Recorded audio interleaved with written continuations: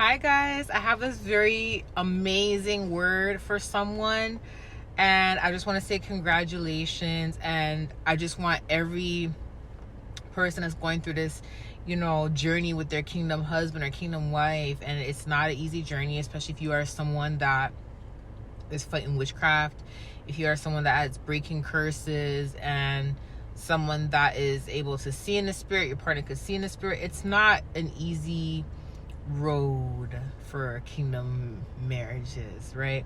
So when God brings two kingdom marriage, when God brings a couple together, divorce is not in the question. So oftentimes what people don't understand is God's ways are not our ways. God's timing is not our timing. When God,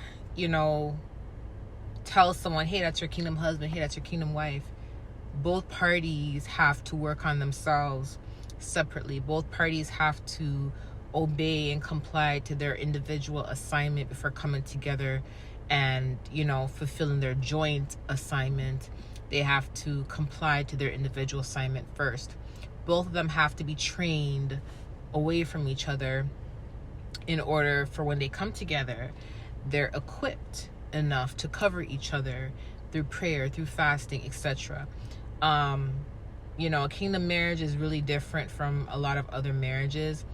This is like I said before, this is when like two chosen ones come together. This is when their purposes are so big for God's kingdom. It's like there's a lot of spiritual principalities that come up against both parties. So both parties have to be spiritually strong, spiritually equipped to cover each other in marriage. And oftentimes individually is where the training happens. So there's also a waiting period, where both parties are waiting for each other, but both parties are kind of individually working on their own assignments, or one party is ready, but the other party has things they have to work on. So it's a very emotional roller coaster of emotions, but faith is required, and really just focusing on what God told you and what God showed you is really important. So I literally was sitting here in the car and I was just meditating on God's word, on God, and talking to God, and just really just here. And literally the conversation of kingdom husbands, I spoke to two people today about kingdom marriages, and that was earlier today. But the conversation about kingdom marriage was just happened with me and God just now. We're talking privately about it. And I was led to Proverbs, right? And then I heard God whisper, I'm ready. So when he whispered, I'm ready, this is a specific word, and this confirms the messages I've been putting out relating to someone trying to plot against someone's kingdom marriage, trying to stop them from coming together. On top of that, I put out a message the day before that, or the same day, I think. Someone is about to come in with a proposal, marriage proposal, okay? And I want to just say this. When God is prepping your kingdom husband, right? The kingdom husband has to be prepped to be a husband before he comes into the relationship, before he comes into the marriage. God cannot, give him that responsibility and give him the okay until he is demonstrating this outside of the marriage. Do you get what I'm saying? So in other words, just like when God will prep you guys, your kingdom wives, God will prep you before your husband comes in. So you'll start fasting, learning how to pray, learning how to fast and pray against warfare. You may start cooking, you may start cleaning, you may start doing a lot of things that God has to prep you for. Remember, Esther had to take a bath for I think 12 months 12 months before being presented to the king. She had to cleanse, right? You guys may have had to cleanse as well to be ready for your king. Do you see what I'm saying? And this is where you guys are being trained, and God is teaching you how to be that Proverbs 31 wife. Well, just like you guys had to be trained and had to be prepped for your king, right?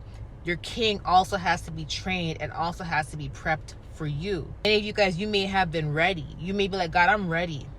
I'm ready for my marriage. And you may be waiting for your marriage, But just because you're ready for your marriage, and just because you're obeying instructions from God, you're complying to instructions, and you're obedient, and you're doing all the things that God needs you to do relating to your life, and you are representing a Proverbs 31 correctly, it does not mean that your husband is. God may look at your husband and be like, okay, I cannot give you the title of a husband.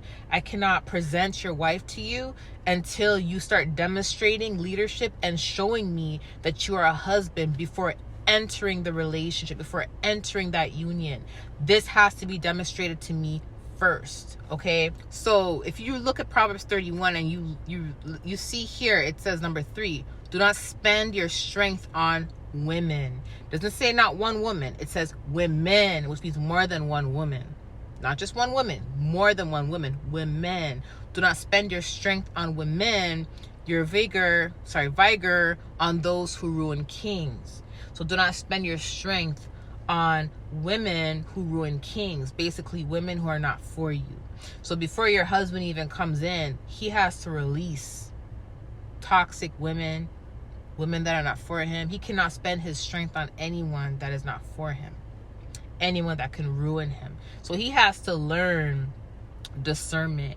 He has to learn responsibility. So when God is prepping your husband, he has to understand that he cannot entertain anyone that can ruin him and that can ruin your marriage, because both of you guys are now what? One. Okay, when you're married, you're both one. So he cannot spend his strength on that. Okay, number 6, let beer be for those who are perishing, wine be for those who are in anguish. Let them drink and forget their poverty and remember their misery no more. So this is also telling your husband, do not get so too consumed in beer and wine. Do not drink it. Let that be for those who forget their poverty and who drink in anguish, okay, and who are perishing. So your partner may have some addictions or some things that they have to work on. They have to release certain lifestyles. I'm using that as an example for certain lifestyles that can destroy them as well. I have a Proverbs 31 verse 11, okay? Her husband has full confidence in her and lacks nothing of value. So her husband lacks nothing of value. Of course, the husband's not perfect, but he lacks nothing of value. So just like it says in Proverbs, okay, the husband that comes to her, okay, understands his wife's worth, okay, understand that she's worth more than rubies and pearls, understands that he has to praise her, understand that he has to honor her, which is respect her, understands that he cannot entertain women and women that are going to ruin him because he is a king, understands that he has to show great leadership, support. You see what I'm saying? He has to have good discernment. Talks about all this in Proverbs, okay? So because the husband lacks nothing in value, he has to come back, or he has to come to his wife according to God's standards. Just like his wife also has to be according to God's standards, he has to be also according to God's standards as well. Okay, so when people have a hard time waiting, or have a hard time with, when is my kingdom husband coming in, God, or kingdom wife coming in, you have to understand that both parties have to work on themselves individually to be equipped enough to cover each other and to be equipped enough to honor the word, okay, of being a husband and a wife, okay? But remember, the husband has confidence in his wife, which means that he knows that she's complying to the things that she's supposed to comply to, but also he lacks nothing of value, which means when he comes in, he's coming in with value. He's not going to come in cheating on you. He's not going to come in talking to multiple women. He's not going to come in disrespecting you. He's not going to come in trying to embarrass you. He's not going to come in with lack of judgment. He's not going to come in and not be a leader and not protect you. He is going to come in and lack nothing of value, which means he's going to come in as a husband. Because why? He has been demonstrating to God outside of your union that he is ready to be a husband, because everything it states here in Proverbs about the wife and about the woman about the wife and the husband is exactly what the wife and husband are supposed to be working on outside of their union. Okay, so demonstrating to God, I'm ready to be that husband, I'm ready to be that wife. So when they come into the marriage, they've already demonstrated all this outside. It's not, you see what I'm saying? So the point of me saying this is someone's husband is coming, and they are coming back ready. Okay, ready. He said, I'm ready. Someone's husband is ready, and they lack nothing of value, which means they're complying to everything in here. Okay, so I wanted to just give you this confirmation. Okay, I love you guys. I'll talk to you soon. Bye.